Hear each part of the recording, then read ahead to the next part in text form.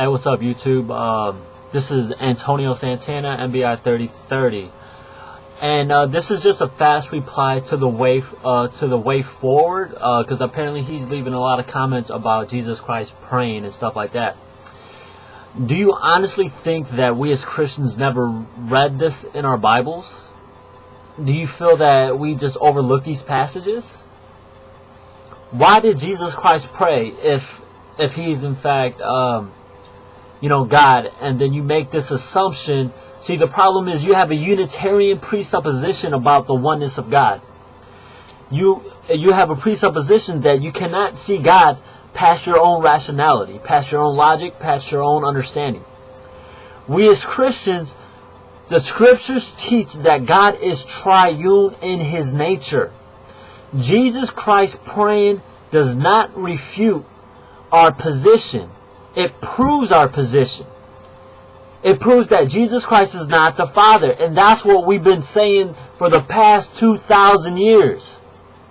We've been saying it before Muhammad. We've been saying it after Muhammad. We've been saying it for the entire time. You have a case if we say Jesus Christ is the Father. That's why I'm not a oneness Pentecostal. That's why I don't believe in modalism. I'm a Trinitarian.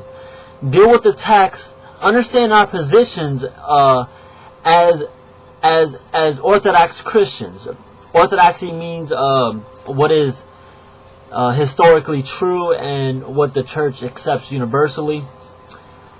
And we believe in the Trinity, the Father, Son, and the Holy Spirit.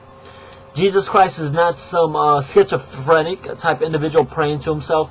We believe in the Trinity as God existing as one eternal God, distinct in three persons. That's not a contradiction. A contradiction would be God exists as one God and God does not exist as one God. Three persons in one God. Wouldn't you want to worship a God far greater and past your rationality? Before you guys jump on this whole pagan trail, this has no parallel to the Roman pagans and stuff like that. What's the name? Iris and some of the other pagan gods. This has no parallel whatsoever. But you guys will know this if you guys actually read a book. A really good book for you Christians, and I recommend. It's really good. This is called it's called The Shadow of the Almighty, Father, Son, and Spirit in Biblical Perspective. Really good book for you Christians. It's just a systematic study on each person of the Trinity. And another one, maybe you guys will really enjoy for you Christians who are confused about the Trinity. And this book places it together in a systematic fashion. It's by Robert Ledham, something like that. It's called The Holy Trinity. Right there. It's a systematic history, theology, and worship of God. But the Bible clearly teaches us that there's only one God. We're monotheistic. I don't see why I gotta keep beating this with a dead horse the way forward. Jesus Christ praying does not mean that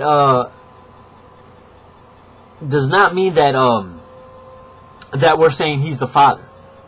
Jesus Christ is not the Father. There's not one Christian, Orthodox Christian, that believes this. You'll find those what is known as the Oneness Pentecostal groups, the UPC, the United Pentecostal Church.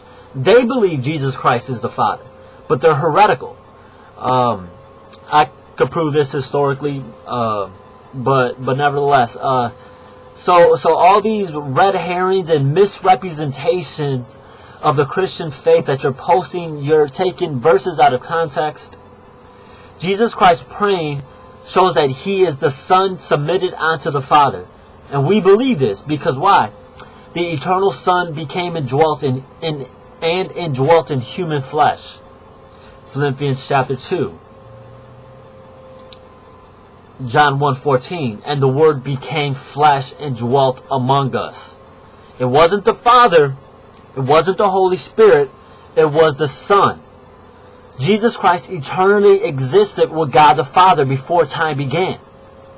How do we know this? Because Jesus Christ says, before the foundation of the world, this has nothing to do with God's prescient knowledge. This has nothing to do with God's foreknowledge.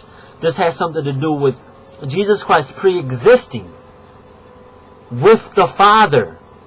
Christ says, before the foundation of the world, the Father loved me. How can a God in perfect harmony and perfect love within himself exist alone?